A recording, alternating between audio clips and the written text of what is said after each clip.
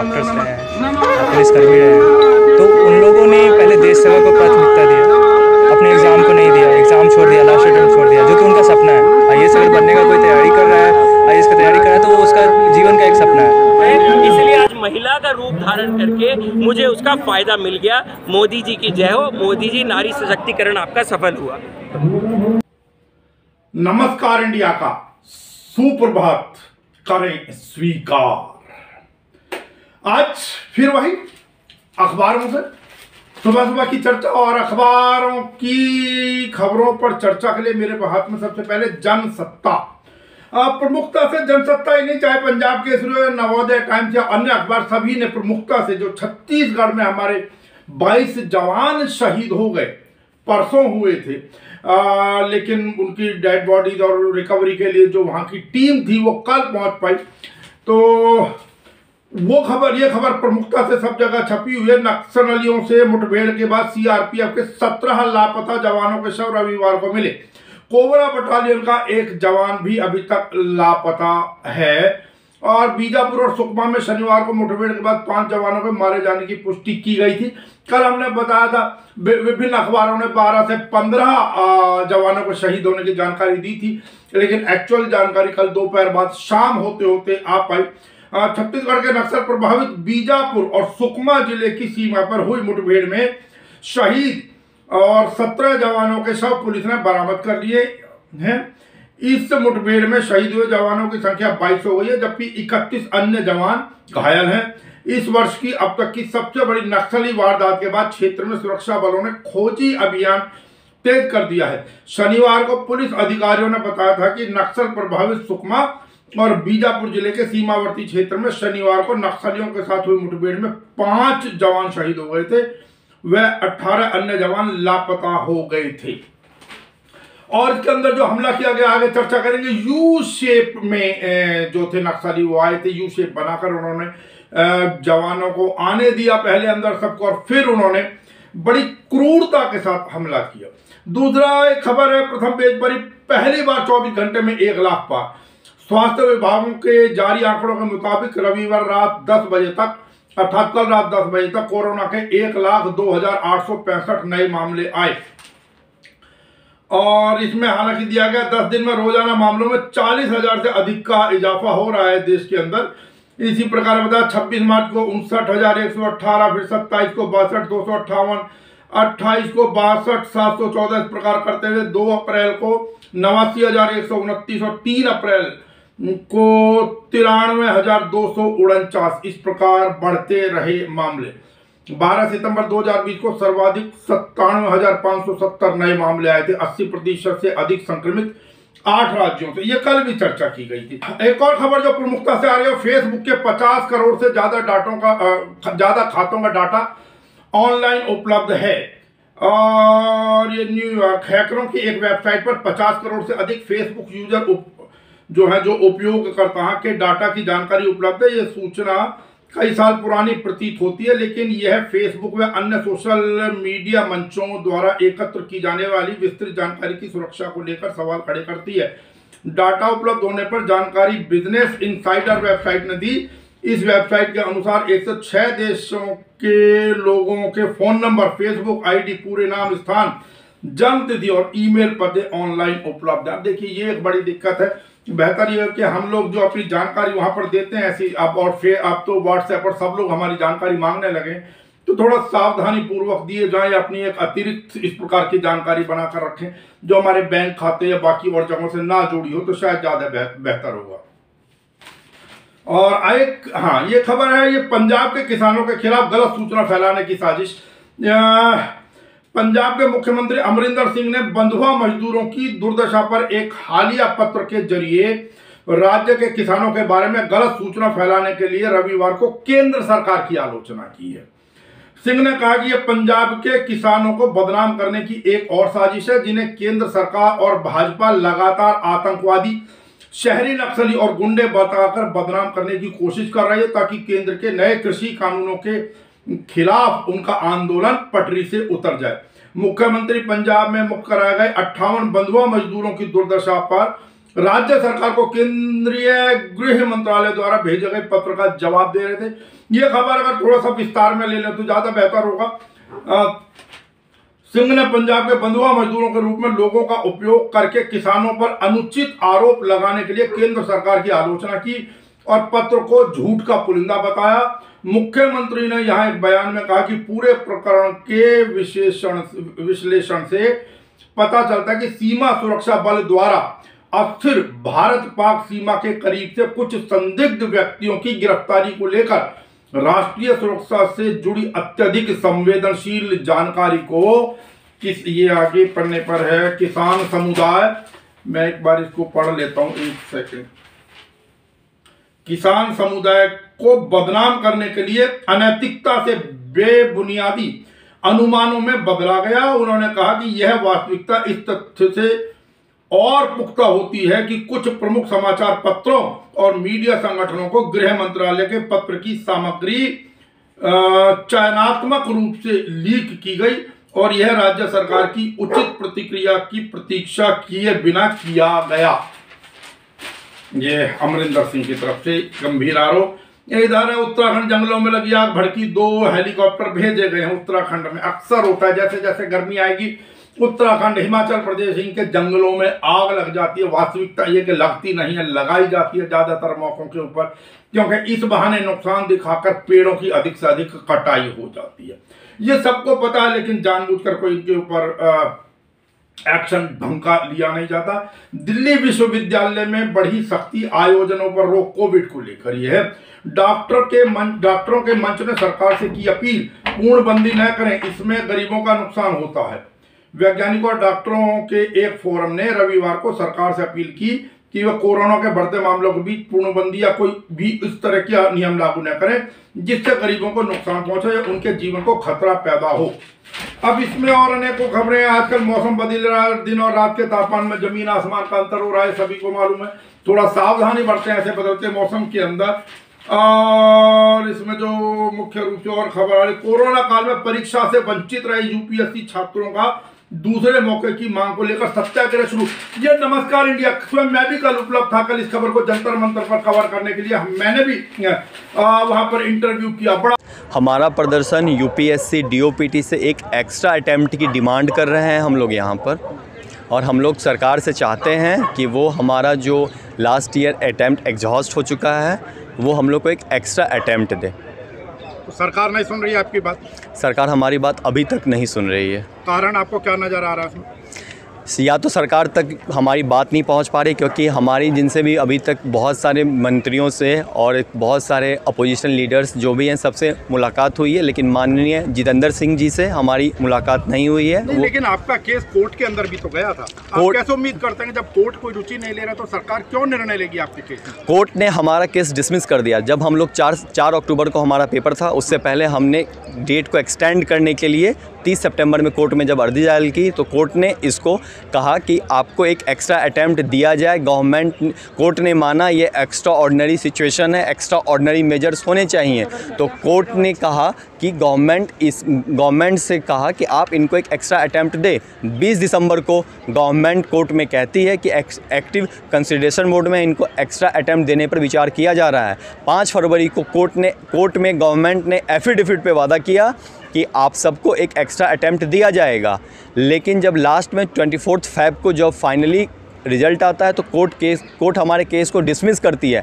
वो ये नहीं कहती है कि आपको अटैम्प्ट नहीं दिया जाएगा, कोर्ट यह कहती है ये पॉलिसी मैटर है, ये गवर्नमेंट के डिस्क्रिप्शन पे छोड़ा जाएगा, हम इसमें इंटरवेन नहीं करेंगे। वो इंटरवेन नहीं करेंगे तो अब आपको कैसे लगता है कि सरकार इंटरवेन करेगी? सरकार आपको बिल्कुल अटैम्प्ट देगी? बिल्कुल। आपको ऐसा क्या महसूस हो रहा है? क्या कोई प्रतिनिधि आज यहाँ पर ज्ञापन लेने आपके आए? हम लोगों ने अभी तक जब 24 को उन्होंने कहा कि आपको एक्स्ट्रा अटैम्प्ट नहीं दिया जाएगा, हम लोग 3 मार्च से अपना प्रोटेस्ट स्टार्ट किया था। 4 मार्च को नोटिफिकेशन आता है और उसमें हम लोग को एक्स्ट्रा अटैम्प्ट नहीं दिया जाता है। हम लोग उसके बाद जितने भी जनता के प्रतिनिधि हैं, ये डेमोक्रेसी है तो इसमें हमारी बात सुनी जानी चाहिए और इसका माध्यम जनता के प्रतिनिधि होते हैं। तो हम लोग जनता के जितने भी प्रतिनिधि हैं उन सब के साथ मिलने की कोशिश कर रहे हैं। मिनिस्टर्स हैं उनके पास गए हैं, हमारी मुलाकात डॉक्टर हर्षवर्धन जी से भी हुई है। आज आपने किन्हीं को ज्ञापन दिया या खाली प्रदर्शन कर? आज हमारा ज्ञापन अभी तक जा चुका है, हर बार जाता है। आज हर बार हम लोग इसके बाद जाते हैं डीओपीटी। कब ज्ञापन दिया था? इससे पहले हर बार हम लोगों ने 3 मार्च को जब पहली बार किया था तब भी ज्ञापन दिया है। किनको सौंपा था ज्ञापन? हम लोग ने डीओपीटी में जाकर डीओपीटी के डायरेक्टर को ज्ञापन दिया है। इससे पहले हम लोगों ने अपना ज्ञापन जितने भी डॉक्टर हर्षवर्धन जी को दिया है, हम लोगों ने अभी लास्ट में शिक्षा मंत्री को भी अपना ज्ञापन दिया है, क्योंकि हमने सभी नेताओं को अपना ज्ञापन दिया है और उन सब ने हमारी तरफ से आगे डीओपीटी को फॉरवर्ड किया है। हमने जिनको भी अपना ज्ञापन दिया है, शरद सर को दिया है, शरद यादव सर को दिया है। हमारा मैटर क्वेश्चन आवर में भी संजय सिंह सर के द्वारा उठाया जा चुका है, तो हमारा ज्ञापन जा रहा है बार बार और मंत्रियों की तरफ से भी डीओपीटी के पास पहुंच रहा है हमारा ज्ञापन। अब पीड़ित और इस चर्चा को नमस्कार इंडिया आपको अपने शाम के बुलेटिन में उन बच्चों का जो भी वहां पर सत्याग्रह कर रहे थे, नमस्कार इंडिया के साथ की गई बातचीत को शाम के बुलेटिन में आपके सामने प्रस्तुत करेगा। लेकिन फिलहाल मैं इस खबर को पढ़ देता हूं। संघ लोक सेवा आयोग के उन अभ्यर्थियों ने जिनका साल 2020 में अंतिम प्रयास था और कोरोना महामारी के कारण वे परीक्षा से वंचित रह गए थे, उन छात्रों ने रविवार को अपनी मांगों को लेकर जंतर मंतर पर सत्याग्रह शुरू किया। इस प्रकार की खबर मैं अभी देख रहा था, नवोदय टाइम्स के अंदर भी इसी प्रकार की खबर है। उस सत्याग्रह में बड़ी संख्या में छात्रों ने हिस्सा लिया। छात्रों के मुख्य मांग है कि कोरोना महामारी के दौरान उचित संसाधन न होने के चलते काफी संख्या में परीक्षार्थी परीक्षा देने से वंचित रह गए थे, उन्हें फिर से मौका दिया जाए। छात्रों का कहना है कि सरकार की ओर से 3 मार्च 2021 को एक आदेश जारी हुआ जिसमें लिखा था कि छात्रों की इस साल परीक्षा देने का मौका नहीं दिया जाएगा। छात्रों को हमारा सरकार से अनुरोध है कि महामारी की विपरीत परिस्थितियों को देखते हुए हमें 2021 में एक और मौका और दिया जाए। सत्याग्रह में बैठे एक छात्र साकेत का कहना है, साकेत जी का हमने भी इंटरव्यू किया, आपको वो फिर बता रहे, शाम को दिखाएंगे, कि सुप्रीम कोर्ट में सरकार ने कहा था कि यह अतिरिक्त मौका देने के पक्ष में है, कहा था कि वह अतिरिक्त मौका देने के पक्ष में है, लेकिन अभी तक सरकार की तरफ से उचित निवारण नहीं मिला है। आगे उन्होंने कहा कि अभी तो हम कुछ लोग ही यहां पर पहुंच पाए, लेकिन अप्रत्यक्ष रूप से हमारे साथ 10,336 छात्र हैं। देखिए, समझ नहीं आता, प्राकृतिक आपदा थी, प्राकृतिक आपदा में जब आप और लोगों को कहीं लोन का मॉनिटोरियम और दुनिया भर की आप और सुविधाएं दे रहे हैं, लोगों को अनेकों मौके दिए जा रहे हैं, सरकार कह रही है हम इतने मौके दे रहे हैं, तो फिर बार बार क्यों पैर खींच रही सरकार इन बच्चों को मौका देने में? और ये भारत के कर्णधार हैं। आगे आप इनकी लोगों के लिए, सरकारों के लिए यही लोग पॉलिसीज बनाते हैं जिनके ऊपर सरकार अपनी सफलता और असफलता दर्शाती है। चलिए, मुख्तार अंसारी को लेने आज पंजाब जाएगी बांदा पुलिस की टीम। और भाजपा के स्थापना दिवस पर मोदी करेंगे भाजपा कार्यकर्ताओं को संबोधित। किसानों का समर्थन करने के कारण दिल्ली की सरकार को दंडित कर रहा केंद्रीय केजरीवाल ने जींद की रैली के अंदर आरोप लगाया है। अक्सर अब आरोप प्रत्यारोप का दौर तो ये चलता ही रहना है। चलिए, सुनवाई के लिए नया जज तय करेगा सुप्रीम कोर्ट। उच्चतम न्यायालय सोमवार से उस न्यायिक अधिकारी का नाम तय करेगा जो 2014 से लंबित सनसनीखेज कोयला घोटाला मामलों की सुनवाई करने के लिए विशेष न्यायाधीश भरत पाराशर की जगह लेंगे। जॉर्डन के प्रिंस हमजा नजरबंद हो गए हैं। ब्रिटेन में पुलिस व प्रदर्शनकारियों के बीच झड़प, 107 लोग गिरफ्तार। पुलिस को ज्यादा अधिकार देने के विरोध में यह प्रदर्शन किया जा रहा था। अब इससे आगे अगर मैं चलूं, ये चर्चा करता हूं, पंजाब केसरी में भी वही 24 जवान शहीद, इन्होंने बताया 15 नक्सली ढेर। छत्तीसगढ़ के बीजापुर में नक्सली हमले के बाद सीधी मुठभेड़ थी, तड़पते जवानों पर क्रूरता से फायरिंग की। और जो ये अगवा था इनका, जो नक्सलियों का, वो है कोई हिडमा है। इस हिडमा के ऊपर शाम के बुलेटिन में हम लोग चर्चा आपके साथ बिल्कुल करेंगे। और इसमें अगर अंदर के पेज पर चर्चा की जाए, जी ये जो मैं अभी बात कर रहा था, जवानों को यू शेप एम्बुश में फंसाया गया था। और ये लिखते हैं कि छत्तीसगढ़ के नक्सल प्रभावित बीजापुर और सुकमा के सीमावर्ती क्षेत्र के जंगल में नक्सलियों से हुई मुठभेड़ में 24 जवान शहीद हो गए। बताया जा रहा है कि कुख्यात नक्सली हिडमा को पकड़ने के लिए सुरक्षा बलों के 2000 जवानों की टीम अलग अलग इलाकों से जंगल के अंदर घुस रही है। नक्सलियों को शायद जवानों के आने का अंदाजा था, इसलिए शुरुआत में उन्होंने जवानों को डिस्टर्ब नहीं किया और उन्हें घने जंगल के अंदर तक घुसने दिया। सुरक्षा बलों की टीम कई हिस्सों में बटी हुई थी। सूत्रों के मुताबिक हिडमा की बटालियन ने जवानों की टीम को अपने मुफीद एम्बुश में फंसा लिया जो यू शेप में थी। तो आइए, चलिए नक्सलियों ने जवानों को पीछा कर की फायरिंग। महाराष्ट्र में सप्ताहांत में लॉकडाउन आज से ही शुरू कर दी गई कई जो है पाबंदियां लागू करवाने पर पुलिसकर्मियों पर हमला हुआ भोपाल के अंदर। कांग्रेस के पास विकास का एजेंडा नहीं, ये अमित शाह जी कह रहे हैं। सब एक दूसरे को पर इसी प्रकार का लांछन लगाते रहते हैं। और ये उन्होंने सरभोग आसाम में अपनी रैली में केंद्रीय गृह मंत्री अमित शाह ने रविवार को कांग्रेस के पास असम में विकास के लिए कोई स्पष्ट एजेंडा नहीं होने का आरोप लगाया और कहा कि राजग की डबल इंजन की सरकार राज्य का विकास सुनिश्चित करेगी। अब कहीं डबल इंजन याद है बिहार के अंदर या किसी प्रकार और जगहों पर डबल इंजन की सरकार को किस प्रकार प्रधानमंत्री नरेंद्र मोदी जी उनके ऊपर अटैक करते हैं। अब दिक्कत यही है कि जिसके लिए वो दूसरे पर दोष मढ़ते वही कार्य जब स्वयं किया जाता है तो वहां उसके अंदर कोई दिक्कत नहीं होती। बंगाल के सियासी घमासान में जुबानी जंग थे। मोदी शाह का सिंडिकेट सेंट्रल एजेंसी से विपक्ष को डरा रही है, ये ममता बनर्जी ने आरोप लगाया। बंगाल के सियासी घमासान में जुबानी जंग तेज हो गई है। रविवार को तृणमूल कांग्रेस और भाजपा ने एक दूसरे पर जमकर निशाना साधा। मुख्यमंत्री ममता बनर्जी ने हावड़ा में रैली के दौरान कहा कि मोदी सिंडिकेट 1 और अमित शाह सिंडिकेट 2 हैं। दोनों सेंट्रल एजेंसियों को अभिषेक ममता के अपने भतीजे के लिए सुदीप और स्टालिन की बेटी के घर भेज रहे हैं, विपक्ष को डराने की कोशिश कर रहे हैं। चुनाव के दौरान पुलिस ऑफिसर्स के तबादले किए जा रहे हैं। ममता पर पलटवार करते हुए भाजपा नेता शुभेंदु अधिकारी ने राज्य सरकार पर बड़े आरोप लगाए, लेकिन अब क्योंकि वो भाजपा के अंदर शामिल हो गए तो आरोप तो लगाएंगे। शुभेंदु ने यह भी कहा कोयला घोटाले में 900 करोड़ दीदी के भतीजे के पास। अब इस प्रकार की चीजें शारदा फंड में जो भारतीय जनता पार्टी में आ गए उनके संदर्भ में क्या कहेंगे। एक नहीं घोषणा, ये बड़ा अजीब चलन चल गया। केरल चुनावों में राहुल गांधी का ऐलान, हर आदमी के खाते में डाले जाएंगे 6000 रुपए प्रति माह। अब ये फ्री का जैसे दिल्ली के अंदर भी है, फ्री बस सेवा, बिजली, एक हद तक बिजली, ये बिल्कुल इस बुलावे में ना रहे कि दिल्ली के अंदर बिजली फ्री। अब केजरीवाल जी कुछ भी कहते हैं, उस चीज को छोड़ दीजिए। जो चुनाव से पहले स्थिति बिजली फ्री की वो अब नहीं। पानी के अंदर भी एक लिमिट तक है, ठीक है, लेकिन उसका कई बार लोग बड़ा दुरुपयोग भी करते हैं उस पानी का। और कई बहुत सारे लोगों ने मीटर में सेटिंग बनाई हुई है, अब वो सबको मालूम होता है, लेकिन कोई किसी को कुछ तरीके से एक्शन नहीं लेता है।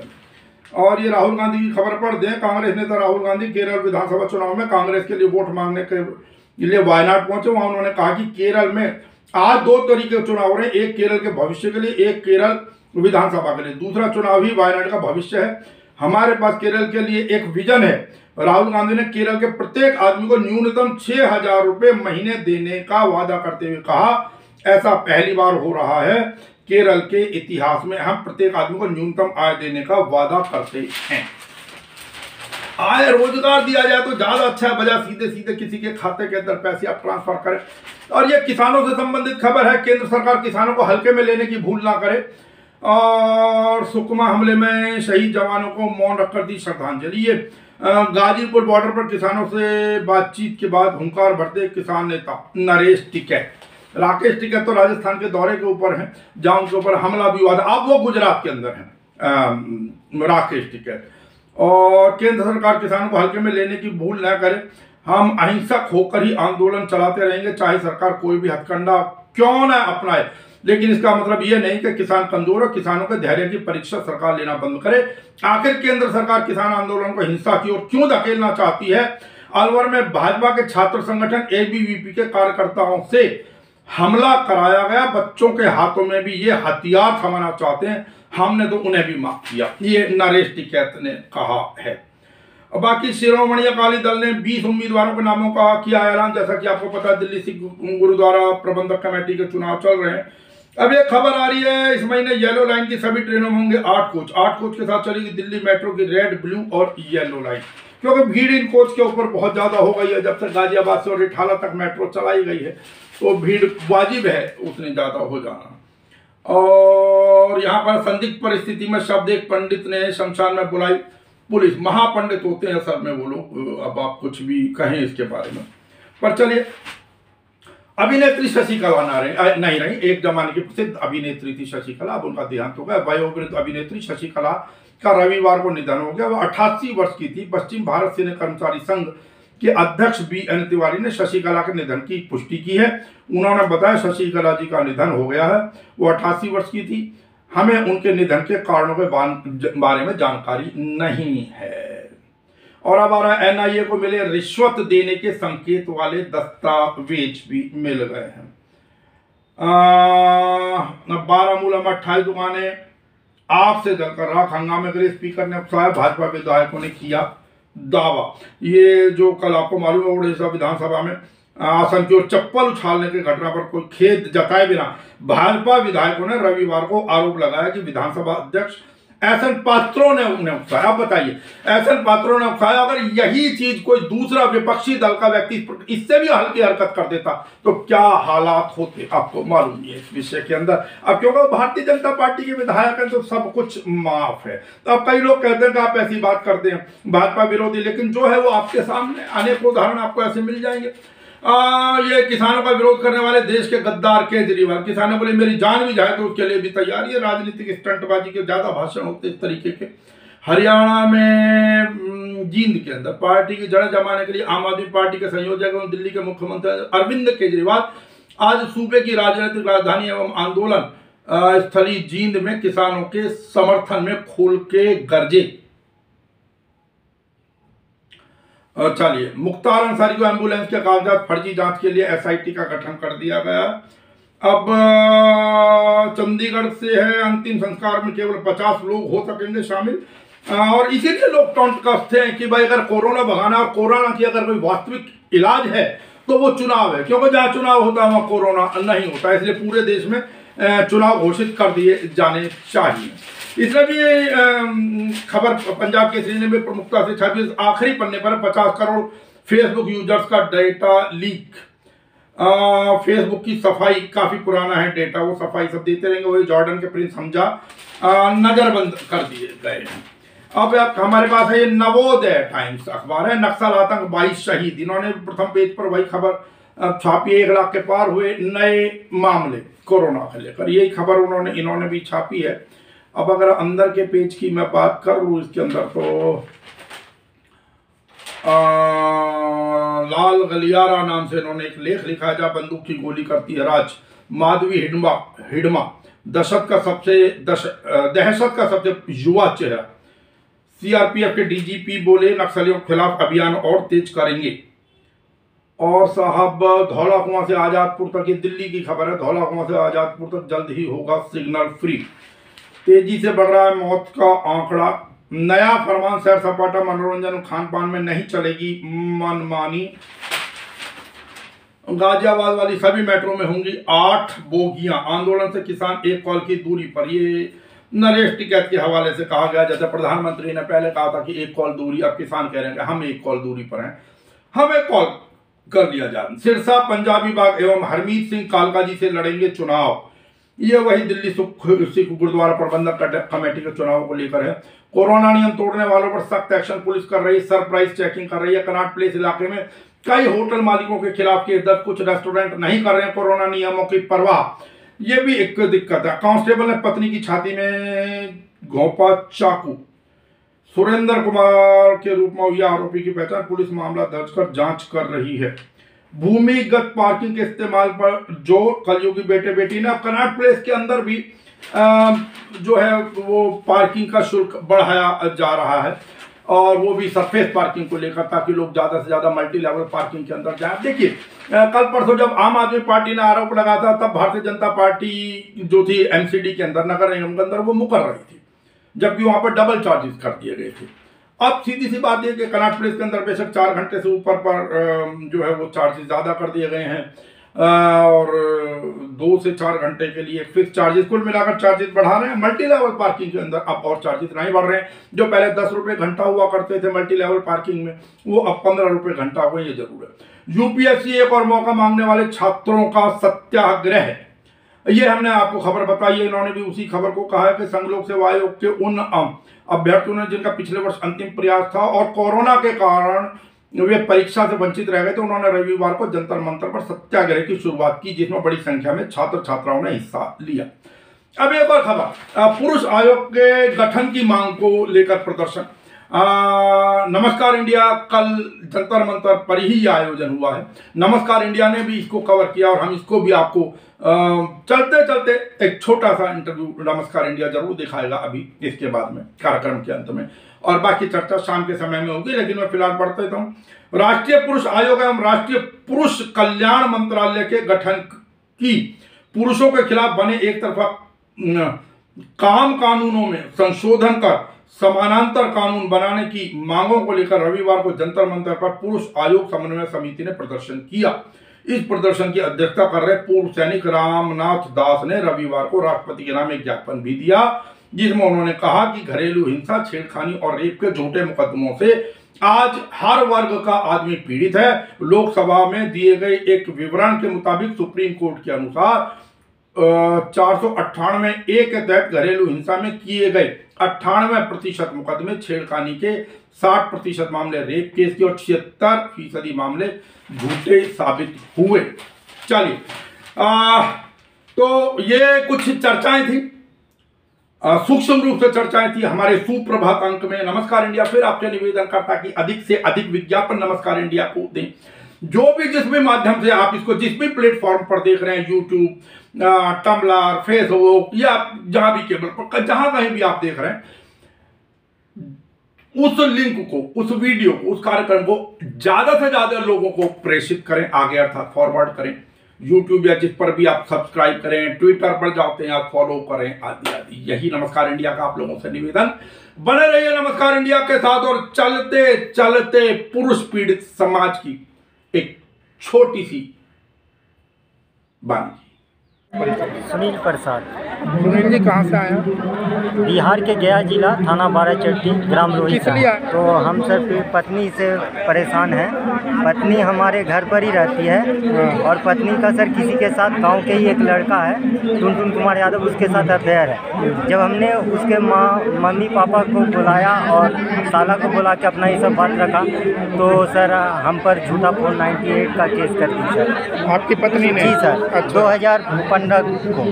तो उनके भाई ने कुछ नहीं कहा तुम्हारे साले ने? नहीं सर, साले ने और घर वालों ने हमको और उल्टी मारपीट किया और थाना पर झूठ तो जाके FIR कर दिया, 498 केस कर दिया और बलात्कार, छेड़खानी, झूठा मारपीट, गाली गलौज का केस कर दिया सर। इसमें हमको पुलिस वाले ने पकड़ के जेल में डाल दिया। 1 महीना 4-6 दिन हम जेल में भी रहे सर। उसके बाद हमको एंटीसिपेटरी बेल पर बाहर निकलना। जब एंटीसिपेटरी बेल लेके बाहर आए तो पत्नी ने फिर कोर्ट में जाकर, सेशन कोर्ट में जाकर पत्नी और हमको जज साहब बुलाए थे। तो हमने सारा बात रखा जज साहब के सामने कि सर इसका कैरेक्टर ठीक नहीं है, मेरे मम्मी पापा को मारती पीट किया, हमको भी खाना पीना नहीं देती, इसी का विरोध किए सर। तो हम मुझ पर ये केस डाल दिया। तो जज साहब मेरा बात नहीं सुना और उन्हीं के बातों पर मेरा जो बेल था उसको रिजेक्ट कर दिया और हमको बोले कि आप कोर्ट में सरेंडर बोल दीजिएगा। तो हमने सर इसके बदले में पटना हाई कोर्ट में एप्लीकेशन लगाया बेल खातिर। तो उसके बाद पटना हाई कोर्ट से मेरा बेल हो गया था 18 दिन के बाद। तो इसी बीच पत्नी आके और गुंडों के साथ और सास ससुर आके और साला लोग और उसका बहनों आके हमको रात को 2016 शायद मार्च महीना था कि अप्रैल महीना था सर, उस दिन आके हमको किडनैप करके रात को मारपीट करके घर से ले गई। और मेरा पापा बीमार थे, पापा को टॉर्चर किया गया, मेरे मम्मी को और बहन को भी टॉर्चर किया गया। पापा का इसी बीच देहांत हो गया सर और हमको वहाँ से उन लोग छोड़ा नहीं, पापा का दाह संस्कार तक नहीं करने दिया गया सर। और पिता का हम एक ही एकलौता बेटा थे सर, हमको दाह संस्कार तक नहीं करने दिया गया सर। इसका रिपोर्ट मम्मी थाना में जाके लिखवाई, लेकिन पुलिस ने FIR दर्ज नहीं किया। SP के कहने पर FIR बहुत लेट से दर्ज भी किया, तो झूठा गवाह बनाकर सर उस केस को रद्द कर दिया गया सर। मेरे मम्मी को अभी सर घर में रहने नहीं दिया जा रहा है। हमको भी लगातार वो आए दिन मारपीट करते रहती है सर। किसी भी समय वो जान मारने का धमकी देती है सर और थाना वाला इसका बात तक नहीं सुनता है सर। हमको थाना वाला बोलता है कि आप ही को उल्टे पत्नी के कहने पर झूठा FIR करके तुमको बाबू फिर जेल में डाल देंगे सर। कहीं भी सुनवाई नहीं हो रहा है सर। तो तुम्हें यहाँ के क्या कोई किसी ने आश्वासन दिया कि तुम्हारे केस की सुनवाई सर होगी? यहाँ आने के बाद हमको जो हम पर धाराएँ लगाई गई है उसके बारे में जानकारी मिलती है कि इसको कैसे लड़ना जाए। यदि फॉल्स केस है तो आप कैसे कहाँ इसका सुनवाई होगा, कैसे एप्लीकेशन लगाए, ये सब बारे में नॉलेज मिलता है सर। क्या करते हो आप? सर हम मेरे पापा तो मेरे घर पर ही दुकान खोल दिए थे कि मेरा एक ही लड़का घर द्वार चलाएगा, दुकान पर रहेगा। तो सर पत्नी तो घर पर आ गई और सब सारा दुकान को ही बंद कर दिया सर। खेती बाड़ी सब वही कर रही सर, हमको कुछ नहीं करने देती। यहाँ तक कि मेरा मम्मी को भी निकाल दिया है सर। घर पर उसी का पूरा प्रॉपर्टी पर का उसी पर कब्जा है सर। 2 बच्चे हैं, बच्चों को भी गाली गलौज सिखाता है, पापा को ऐसे बोलो रे ऐसे बोलो रे, और मारपीट करवाता है सर आए दिन लगातार। तो अभी एक ही घर में रहते हो आप दोनों? जी सर, घर में तो रहने नहीं देती है। कभी कल घर में जाते हैं तो अगल बगल के पड़ोस के माध्यम से मैंने उन लोग के कहने पर उन लोग रखवाता है सर। दुकान कौन चला रहा है तुम्हारी? दुकान का सारा सामान वो बेच दिया है सर। तो तुम्हारा घर का खर्चा कैसे चलता है? यहाँ आने का किराया किसने दिया? घर सर हम मार्केट में बिस्कुट वगैरह, मेरा यार दोस्त हेल्प करके फुटपाथ पर बिस्कुट वगैरह बेचने को कहा, तो उसी से सर कैसे अपना रोजी चलवा रहे हैं सर। तो अब वापस जाकर क्या कार्रवाई करोगे बिहार जाकर के? बिहार जाके सर कार्रवाई तो करूँगा, SP साहब के पास भी जाऊँगा और एप्लीकेशन लगाऊँगा सर। मम्मी को रहने नहीं दे रही है घर में सर, मम्मी का ही प्रॉपर्टी मम्मी को ही बेदखल कर दिया सर। नमस्कार।